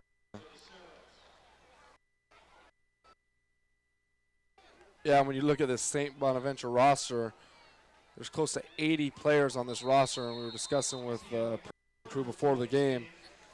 You got to wonder how many different strings do they have. Third, there's a seventh string on the field right now with that many players on the roster. Whew. It's like an army. That was Danye Lamptey with the return, listed as number 10 in the program. As you watch the cheerleading squad of St. Bonaventure entertain their fans.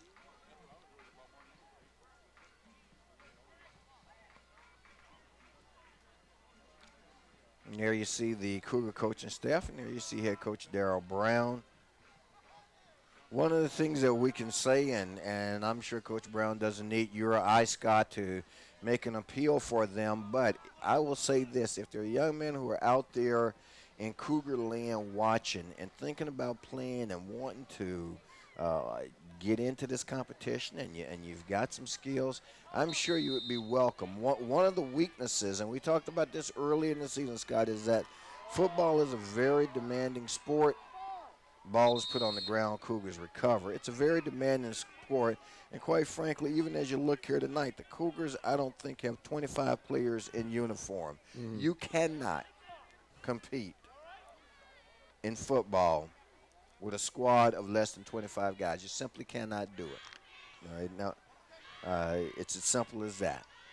Well, we've seen the losing Olympians all year long, that players fall to injury due in part to their lack of depth, with most players going both sides of the ball, defense and offense, and they were dropping like soldiers throughout the year, key players going down on a weekly basis, and it affected that Olympian football program.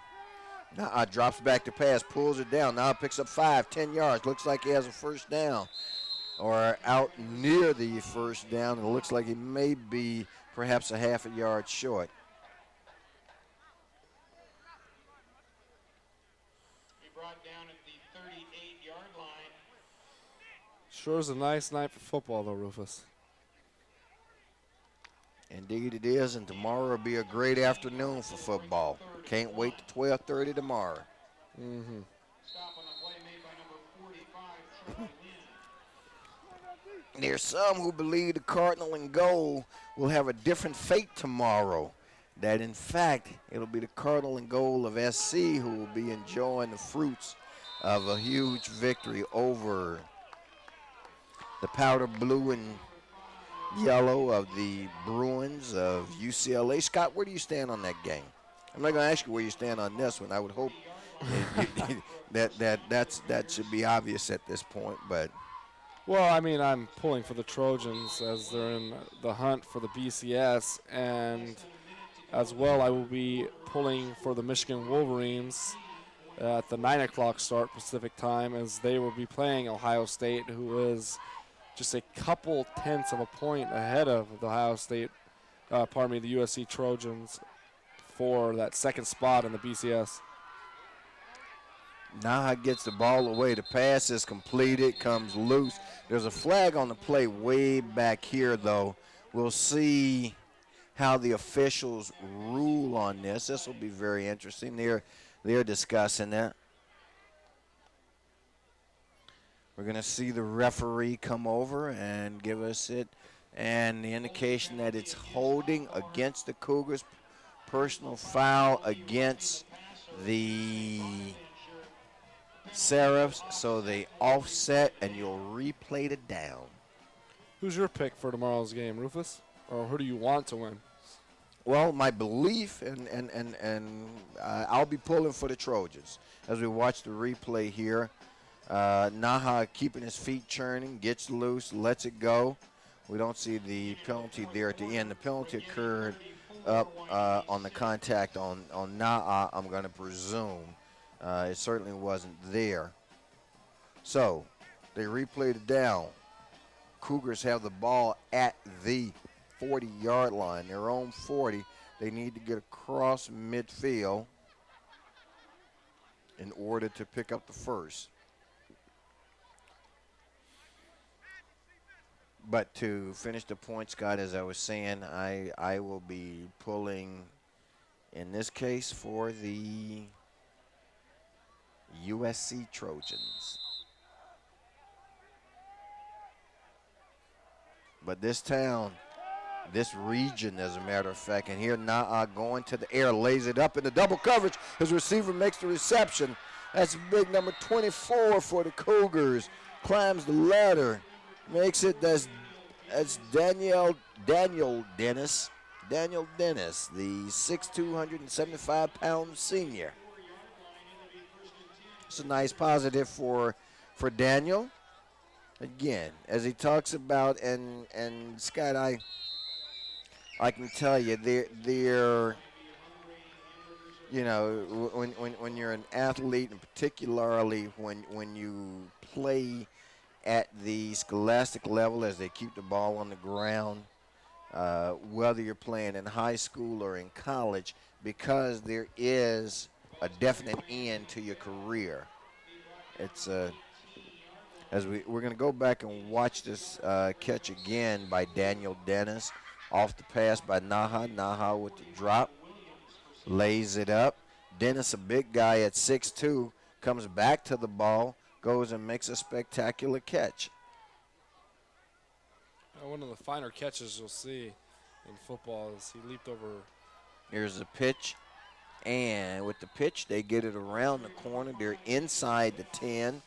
That's Bell with the carry. So Cougars are knocking on the door, and we've got 6:34 left in the contest. There you see Anthony Bell, 5'9", 180-pound senior. Bell's had a superb career here at Hawthorne High. It's going to be his final game. Hopefully for him, he'll play at the next level. You know, there have been some Cougars who've done well. If you follow football and certainly follow Pac-10 football and know you've seen Echimandu, and there's a touchdown pass. That touchdown pass to number 24, Daniel Dennis. So Dennis, the senior, gets to close out his career with a touchdown pass.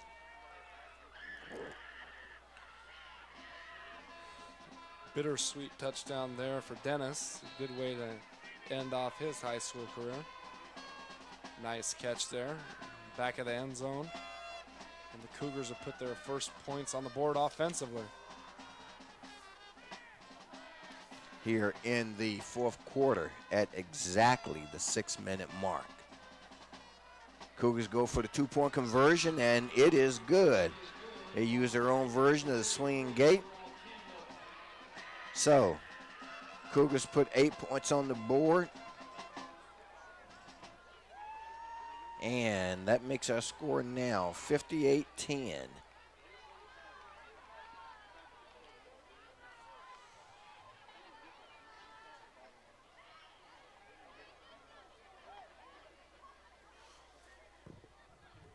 So we've seen Maricosta twice this year, Rufus. Once against the Olympians and the other time against the Cougars. What do you think their chances are of winning it all in Division III play? They've came close the last 3 years. What do you think their chances are this year? Well, I think they're a good-looking football team, and I would think that they've got a pretty good shot. They are a very balanced team as well. It's funny you should mention them. I guess Tyler Pringle is their running back, if I'm not mistaken, and they're strong at quarterback. They will be competitive, whomever they play against. What I thought you were going to ask me, and I was prepared to answer, and that is, how would a team like Maricosta do against this St. Bonaventure team? And I got to tell you, it would be a good game to see. It would be. It would be a very, very good game to see. One of the few games that I might be willing to put away the press pass and even pay money to see. Two contrasting styles there. Yeah. That press pass does come in handy, though. Comes in very handy. I've tried to use it at more places than CIF, man, and I tell you. And I think I showed up at the Grammys with it and didn't get very far on that attempt. Trying to do a little gate crashing. And I say, here's my press pass.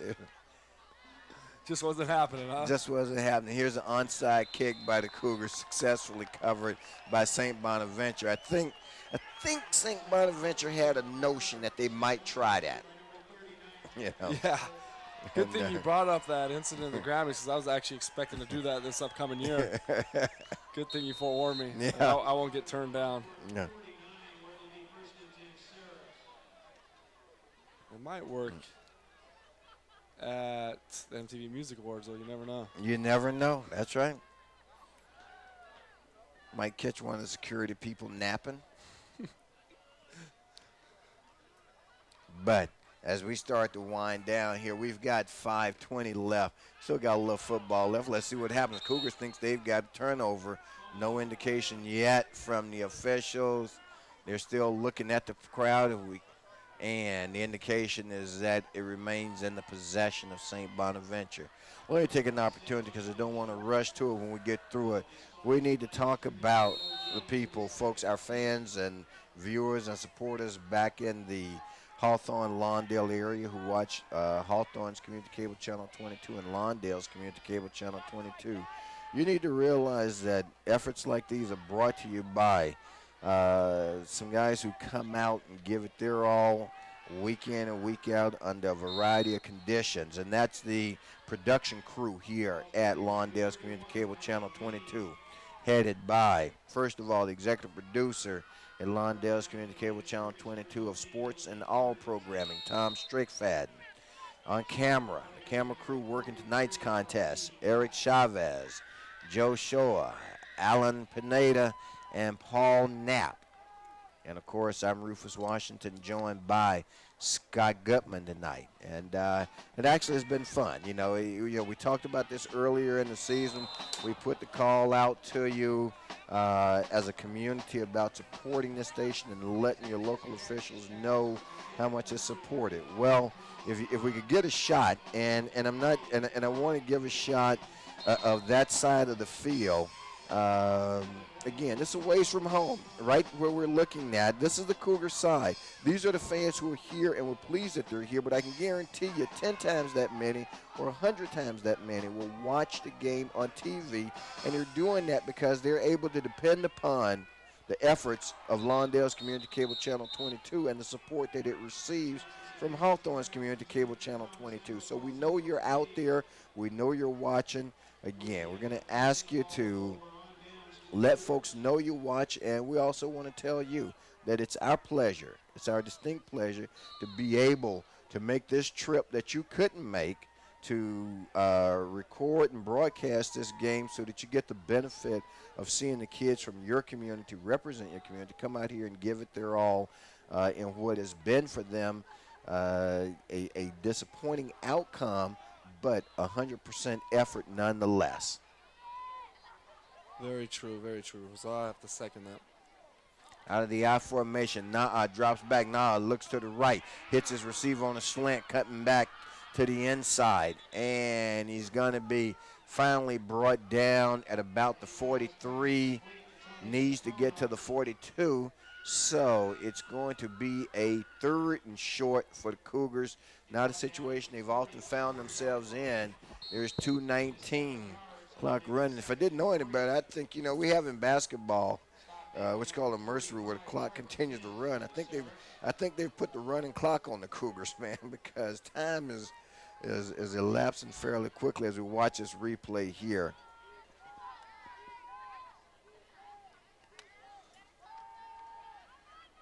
So, Scott, I don't know about you, but in my book, as the Cougars pick up the first down, if there were a player of the game and we were naming one, I would have to say Na'a as a quarterback, having stepped into a challenging situation. As we say, we hadn't seen him all year, and we've covered 4 or 5 games. And my understanding, he was brought up from the junior varsity due to the academic ineligibility of Raheem Stevens.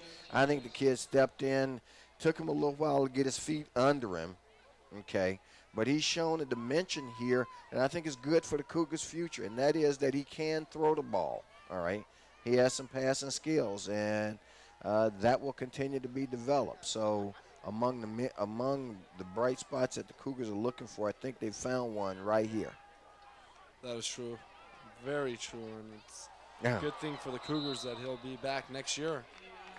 Daniel Dennis, number 24, couldn't come up with the circus catch on that play for the Cougars. A good pass nonetheless by Na'a. We are down to 48 seconds left.